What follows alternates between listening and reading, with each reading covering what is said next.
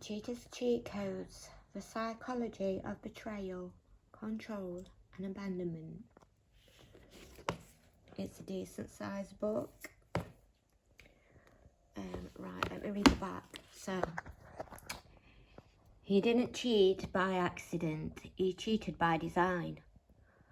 Not with a master plan, but with a pattern.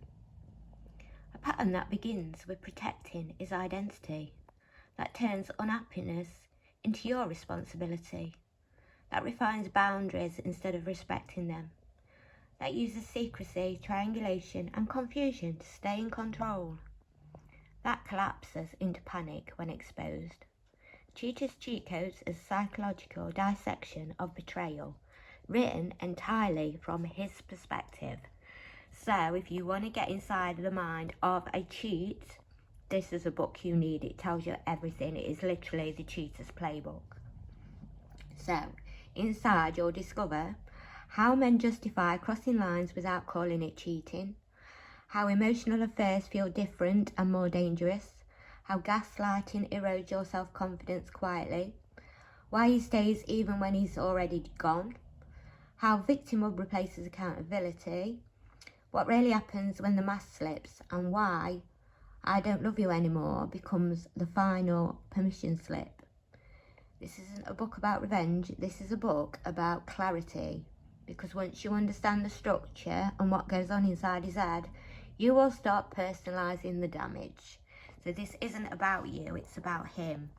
And it literally tells you why they do everything they do when they're cheating, why they say the things they do, why they play you off against the other woman. It's literally why they actually choose the other woman. It's got the whole shebang in this one book.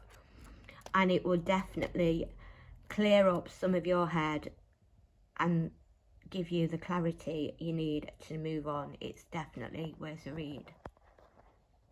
So I'm quickly going to run through the chapters. So obviously we've got the introduction, why this book exists, and then we've got identity justification section.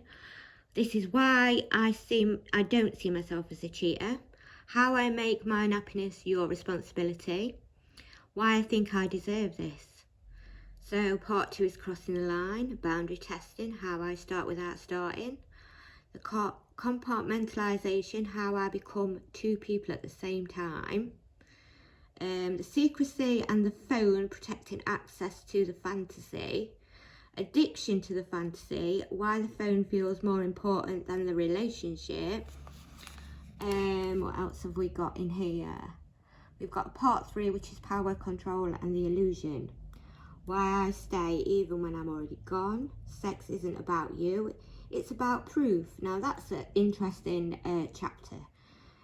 Why I chose you, vulnerability, timing, targeting.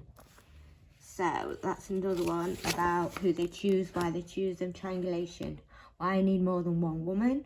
This explains all the ins and outs of why they choose the other woman, why they stay with you, etc, etc. They're playing you off against the other woman and all that kind of stuff. Why I pretend I'm in love with the affair partner.